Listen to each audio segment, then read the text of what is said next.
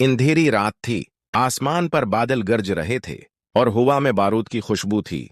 शाका अब कालिया के इलाके में दाखिल हो चुका था। चारों तरफ टूटी झोंपड़ियां, दीवारों पर बंदूकों के निशानात और दौर कहीं औरतों के रोने की मध्यम आवाजें। वो आहिस्ता आहिस्ता आगे बढ़ा।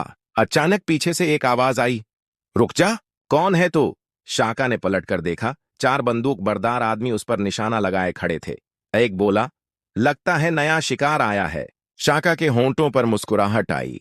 उसने आहिस्ता से कहा, शिकार नहीं, शिकारी आया है।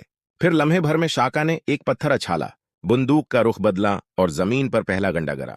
दूसरा आया तो शाका ने उसकी बंदूक मोड़कर जमीन पर दे मारी। तीसरे ने वार किया, मगर शाका की आंखों में ऐसा जुनून था कि दुश्मन का दिल खुद ही लर्ज गया। चंद लम्हों बाद सब खामोशी छा गई।